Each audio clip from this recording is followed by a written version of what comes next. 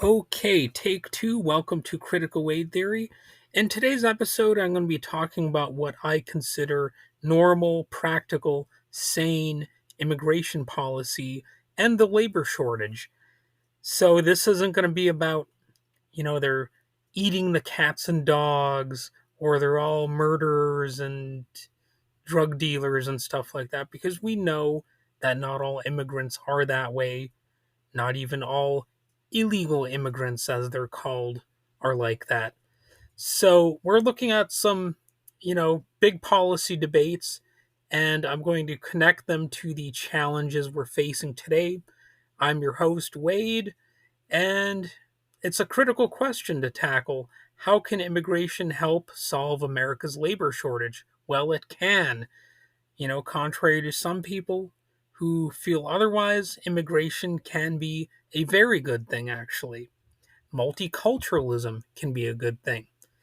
And most certainly, it typically is. It can add variety to life, and you can meet all sorts of new and exciting people and actually get along with them in a lot of cases, right?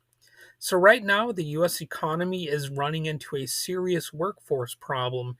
Industries from agriculture to healthcare to hospitality are struggling to find enough workers. One solution is hiding in plain sight: a stronger, smarter immigration policy. So, let's walk through what that could look like. So, number one, expanding temporary worker programs. The H-2A program brings in agricultural workers. The H-2B program does the same for non agricultural jobs like landscaping, hospitality, and construction. But the current caps don't come close to meeting demand. So, by expanding these programs and streamlining the process, we can make sure businesses get the workers they need when they need them. And of course, they could hire people who were already here too. It doesn't even have to be that much of a competition or anything like that. That's how a free economy can function. All right. Point number two, how about creating a pathway to citizenship? That's a talking point that the Democratic Party used to sort of latch on to, but whoops, they kind of dropped that one. They let it fall to the ground during the Trump era. And it's like they're afraid to pick it back up again. But you know what? I'm not afraid to get into that. I like the idea of creating a free and easy pathway to citizenship. I'm sick of this idea that you have to pay your way into the country, or not just this country, but any country. Like, if I wanted to move to any place on the map, it should have nothing to do with what's in my wallet, right? There should be a way to move somewhere if you're not rich. How about that? Or even if you're not middle class. So, millions of undocumented workers are already part of the US economy. I know there are some people who want to get rid of that, but how about, making it easy for people to come in and, people can they can do all sorts of work, the typical options. They can clean buildings, care for children, harvest crops, build homes, and so on and so forth. But without a clear path to citizenship, they face instability and the economy misses out on their full potential and on its full potential. Studies show that legalizing their status would raise wages, encourage investment, and add billions to economic growth. And of course, it could lead to innovation.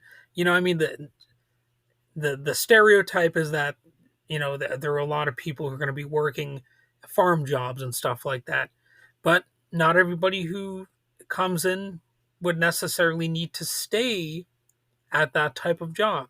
you know Give people the freedom and the opportunity, and they could seek out all types of work or become entrepreneurs, or any number of things like that.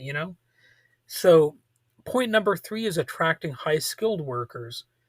The US is in a global competition for talent, or at least it should be if it's sane. Our H 1B visa program for high skilled workers, especially in STEM, is outdated. By increasing the visa cap and creating a straightforward path to permanent residency, the U.S. could retain top scientists, engineers, and innovators who currently take their skills elsewhere. And we're at serious risk of more people doing that. It's called the brain drain. So if people feel that their talents aren't needed or appreciated in the United States or frankly any other country, they're going to consider leaving. They're going to go to where there is more of a demand. That's sort of how the economy works. And option number four, or not option number four, point number four, supporting entrepreneurs and investors. Immigration isn't just about filling jobs, it's also about creating them. Programs that welcome entrepreneurs and investors from abroad can drive innovation and job growth. When people with extraordinary ability or resources choose to start businesses in the US, the whole economy benefits. So, yes, that would be another point to mention. It's perfectly non radical. Uh, Point number five, addressing regional needs. Not all labor shortages look the same. Some states need farm workers, others need healthcare workers or construction crews. So, a flexible system that lets states sponsor workers based on local demand would make immigration policy responsive and practical. All right, point number six, integrating immigrants into the workforce. So finally, bringing in workers is only half the equation. We also need to help them succeed. That means investments in English language classes, job training, and partnerships with community colleges and employers. And not only English language classes, but multilingual classes. That's something we could encourage more in this country, more multilingual and multicultural experiences. That could be a valuable way to educate the American public and, of course, immigrants as well. So think apprenticeship programs where workers gain real skills, earn wages, and build careers that last. So when you put all this together, you get a roadmap of sorts. Immigration as a tool not just for solving labor shortages, but for building a more dynamic and resilient economy, expanding visas, creating citizenship pathways, attracting talent, supporting entrepreneurs, tailoring policy to local needs, and investing in integration. It's a strategy that works for businesses, workers, and the country as a whole. It is, what did I say again? How did I describe this at the start? Oh, yes, a normal, practical, sane immigration policy. No need for divisiveness, no need for hating foreigners or even America bashing. You don't need to bash foreigners, you don't need to bash Americans.